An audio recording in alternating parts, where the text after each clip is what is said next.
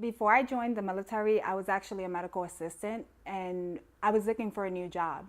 So the job agency that I went through, they told me they had a job opening and it's like we get full benefits. It was just so many incentives. So I was so excited. So when I decided to go for the job interview, it was at a recruiting station. So so I walked by a few times because I was like, I'm not going to go in here. Like, this is an Army recruiting station. This is not what I'm looking for. So I guess the recruiter saw me walking back and forth and he was just like, are you Jahira? And I was like, yeah, but I was like, this is not the interview that I wanted. So he was like, just come in, just come in. Since you already came all the way out here, let's just talk. So I went in there and we started talking and everything that I was looking for, he was providing. So when I went home, I told my mother, hey, I'm going to join the Army. She went crazy. She was just like, no, don't do it. Everybody was just like, don't do it. And I was like, no, can you help me? Can you stay with my daughter? And she was just like, okay, I'll stay with her. And I ended up 2 weeks later, I was in basic training. So I went to basic training in Fort Jackson. I did struggle through my whole basic training because I've never did any sort of physical fitness activity before the Army. But as soon as, I got over the basic training part and I went to AIT, which was in Fort Lee, Virginia, for my job training, it was becoming more and more easier. From there, when I graduated, I was stationed at Fort Hood, Texas. So that was my first duty station.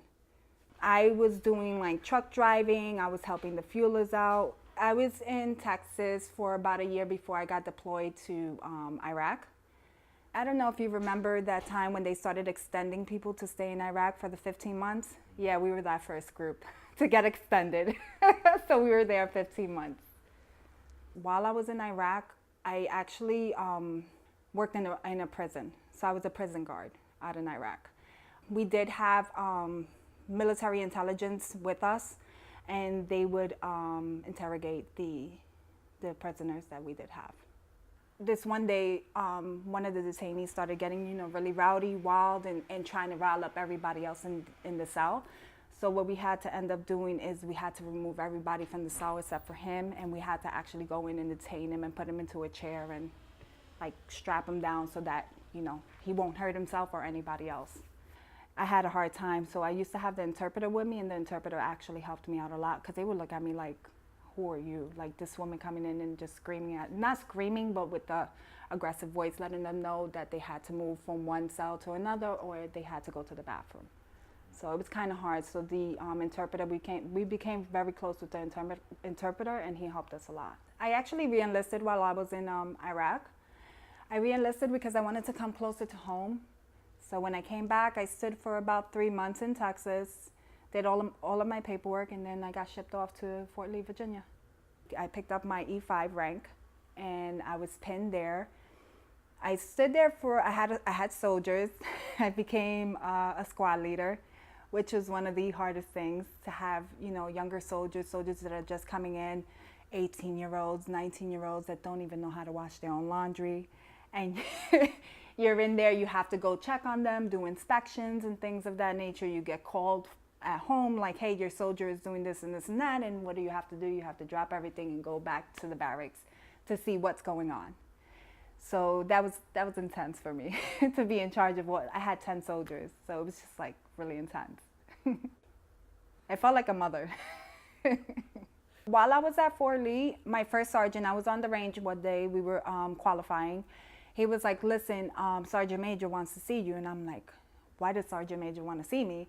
He was like, well, I don't know. They're saying that you have to do some interview for some position because they want the best NCOs in the company. So I was just like, okay. So I go to do this interview. I sit with this man. He's dressed all in, this nice suit. And I'm just like, what am I interviewing for? Because nobody's telling me anything. So then I get a call 2 days later after the interview, and he's like, listen, I'm from the CID, which is the Criminal Investigations Department, and I selected you to come work with us. So I was just like, oh. He was like, do you want the position? I was like, yes, because it's something different. So I actually worked for a year while I was in Fort Lee with the Criminal Investigations Department. I worked side by side with the special agents, and I helped them with admin stuff. I helped them with crime scenes. I helped them during the interviews and stuff like that. Like I was like their assistant, basically. So if something happens off base, we work with the off base police officers. We work side by side with them if soldiers involved in it. We did 2 drug busts, and we also went to a crime scene where a soldier actually had committed suicide. It was a sad thing to see. The house was, destroyed, and, he shot himself in the head. So it was just something that I said I don't want to do criminal investigations. Like, because I had thought about doing it, but when I saw that, I was just like, I can't. Something that I can't just sleep at night and just think about. It's really hard. I had an issue when I first got to Fort Hood, Texas with one of my squad leaders. I felt like he was picking on me because I was a female. And I was the only female in the platoon, and it was just like, I want you to do this and I want you to do that. And then I'm seeing like, the guys just sitting there, and I'm just like, why am I the only one getting worked? In a sense, I felt like he was picking on me because I was a female, and that he felt that I was, because I was a female, I was trying to get out of work. Like I was trying to use the female card, which I never used my whole time in the military. And he was just constantly picking on me. So I had to report him because it was just like a constant thing with him, that he had me always working, and like the other people were just sitting there. So they actually removed me from that platoon. But from that time to the time that I got into recruiting, it actually got a little bit more easier, because it was just, I guess, with females becoming, more equal, it became easier. You didn't have that thing where the men were looking at you like, oh, this female, she's going to try to get out of doing things. Yeah, it was really intense, the 3 years that I was in recruiting. You have to meet mission, and you have to try to get people to join the military. It's hard sometimes because, the stigma that the military has. The parents and the kids are just like, no, I'm not going to war. Or if I join, do I have to go to war? And I'm just like, this is the Army. This is what we're made for. That's what we do. We fight for this country. I always wanted to be a nurse. I just wasn't able to do it in the military. I ended up staying, longer than what I was supposed to, because I loved it.